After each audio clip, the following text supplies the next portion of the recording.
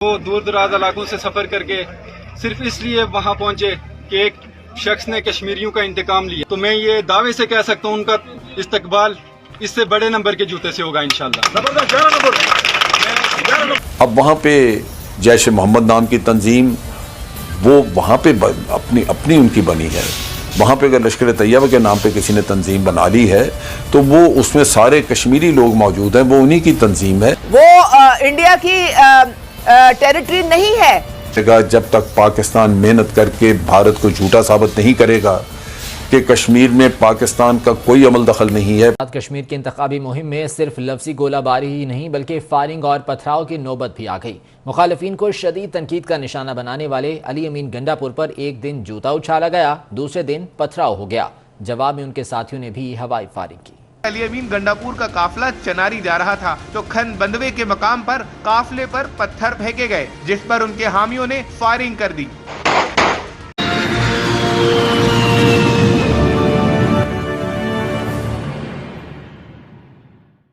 नमस्कार friends, Bharat TV के इस वीडियो में आपका स्वागत है। जैसा आप सभी लोग जानते हैं, हाल ही में पाकिस्तान ऑक्यूपाइड कश्मीर में इलेक्शन हुए जिसमें इमरान सरकार के मंत्री अली अमीन गंडापुर भी गए थे, लेकिन नाराज़ कश्मीरियों ने उनको जूते और पत्थर मारे और यह भी कहा कि अगर ये फिर आए तो हम इन्हें जूते मारेंगे।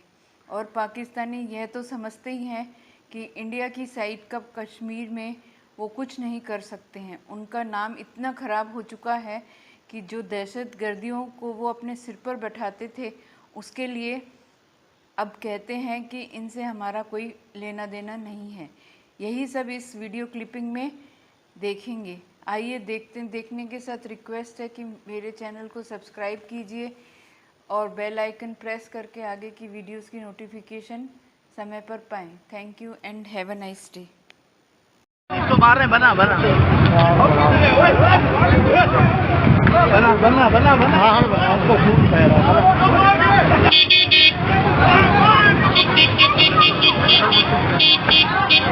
कौन है ये लोग, कहाँ से आते हैं? क्योंकि कम में साथी भी अहबाब काफ़ी थक चुके हैं और भूखे पेट भी हैं, मुझे इस चीज़ का एहसास है, इसलिए मैं मुख्तसर बात करूँगा। मैं सबसे पहले अल्लाह ताला का शुक्र अदा करता हूँ कि मुझे अल्लाह ताला ने ये तौफीक दी कि मुझे कश्मीरियों की तर्जमानी का मौका मिला। और उसके बाद मैं अहले इलाका और इन अहबाब का शुक्रगुजार हूँ जो दूर दराज इलाकों से सफ़र करके सिर्फ इसलिए वहाँ पहुँचे कि एक शख्स ने कश्मीरियों का इंतकाम लिया है।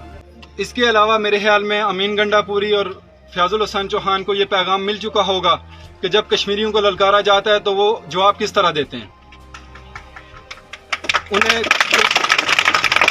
फयाजुल हसन चौहान, मैं उसे दावत देता हूं और अब एक उम्मीद करता हूं कि शायद वो कश्मीर ना आए, लेकिन अगर आते हैं तो मैं ये दावे से कह सकता हूं उनका इस्तकबाल इससे बड़े नंबर के जूते से होगा इंशाल्लाह। अभी मजा आएगा ना भिड़ो। उस्मा कारदार साहब, जफर इलाही साहब तो कह रहे हैं कि अब इसका एक ही हल है जंग। ज़ाहिर है जब अक़वाम मुत्तहिदा की करारदादों पर अमल नहीं हो रहा तो पाकिस्तान की बात पूरी दुनिया में इस वक्त कोई नहीं सुन रहा। ये बड़ी हैरानगी की और बड़े अफसोस की बात है कि इनको ये भूल गया कि इस वक्त जो आपके प्राइम मिनिस्टर हैं उन्होंने ये जिम्मा अपने ऊपर लिया है। उन्होंने कहा है कि कश्मीर का मुकदमा मैं पूरी दुनिया में खुद लड़ूंगा। चाइना ने आपका साथ दिया है वहाँ पे, और वहाँ पे भी ये कहा गया है कि कश्मीर मुतनाज़े है, वो इंडिया की टेरिटरी नहीं है। दुनिया के जहन में ये चीज़ बैठाने की ज़रूरत है कि ना पाकिस्तान में कोई कैंप हैं, ना कोई इन्फिल्ट्रेशन है, ना पाकिस्तानी वहाँ पे जाके कुछ कर रहे हैं। ये एक इंडिजिनस वहाँ पे एक आज़ादी की तहरीक मीरियों की, और वो उनका बुनियादी हक है जो वो हासिल करने के लिए जदोजहद कर रहे हैं। ये नैरेटिव जब तक दुनिया में नहीं समझा जाएगा, जब तक पाकिस्तान मेहनत करके भारत को झूठा साबित नहीं करेगा कि कश्मीर में पाकिस्तान का कोई अमल दखल नहीं है। पाकिस्तान के वज़ीर आज़म ने खुद कहा कि अगर कोई पाकिस्तान से जाएगा कश्मीर में तो वो पाकिस्तान का हमदर्द नहीं होगा। अब ये चीज़ें इससे ज़्यादा और क्या कहें, लेकिन उसके बावजूद दुख ये है कि पाकिस्तान से कतन इस बात पे इंडिया के नैरेटिव को निगेट करने के लिए मेहनत नहीं की जाती। ना हमारा फॉरेन ऑफिस करता है, ना हमारे लीडर करते हैं। कोई बात इस पे होती नहीं कि जनाब पाकिस्तान में तो दहशतगर्दी भारत कराता है, हम तो कश्मीर में कुछ नहीं कर रहे। अब वहाँ पे जैश मोहम्मद नाम की तंजीम, वो वहाँ पे अपनी उनकी बनी है। वहाँ पे अगर लश्कर तैयबा के नाम पे किसी ने तंजीम बना ली है तो वो उसमें सारे कश्मीरी लोग मौजूद हैं, वो उन्हीं की तंजीम है। कश्मीर की इंतखाबी मुहिम में सिर्फ लफ्जी गोलाबारी ही नहीं बल्कि फायरिंग और पथराव की नौबत भी आ गई। मुखालिफिन को शदीद तनकीद का निशाना बनाने वाले अली अमीन गंडापुर पर एक दिन जूता उछाला गया, दूसरे दिन पथराव हो गया। जवाब में उनके साथियों ने भी हवाई फायरिंग की।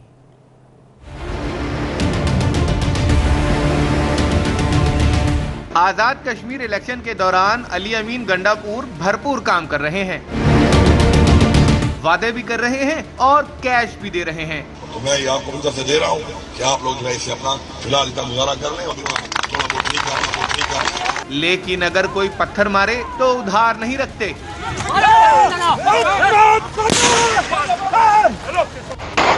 सफेद लिबास पहने लंबे बालों वाला ये शख्स जो गोलियां बरसा रहा है, इसकी शक्ल तो दिखाई नहीं देती, मगर है ये वफाकी वजीर उमूर कश्मीर अली अमीन गंडापुर की गाड़ियों के दरमियान मौजूद।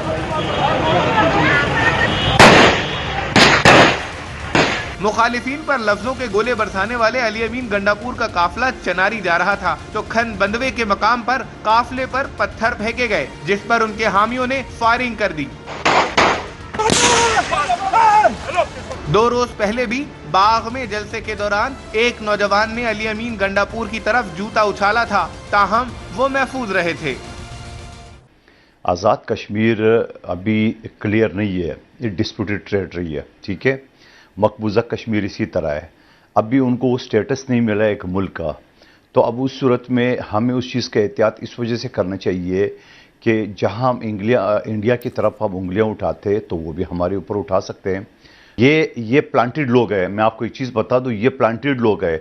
जो शख्स अपने मुंह से, जो पार्टी अपने मुंह से कुछ नहीं कह सकते, वो अपनी इस तरह चेलों के जरिए जो है ना, वो मुल्क को ब्लैकमेल करना, दबाने की कोशिश कर रहा है। इस्माइल गुजर ने जो इंडिया को भारत से मदद मांगी, वो अभी तक आज़ाद क्यों फिर रहा है जाए। ये शख्स जो इस तरह हमारे दुश्मन मुल्क भारत को पुकार रहे हैं मदद के लिए, इससे बड़ा गद्दार और कौन हो सकता है। एक इलेक्शन ही तो था सर, कभी कोई हार जाता है, कभी जीत जाता है। क्या हो गया आप लोगों को सर? आप रियासत के खिलाफ चल पड़े हैं, अपनी फौज, अपने इदारे। आपने कल से PMLN का मीडिया सेल देखा है, मरियम नवाज साहबा के ट्वीट रीट्वीट आपने देखे हैं सर? वो तो ऐसा लगता है कि कश्मीर में जंग चल रही है, पाक फौज और कश्मीरी नौजवान आपस में झड़पें हो रही हैं। वो तो इस तरह की चीजें चला रहे हैं।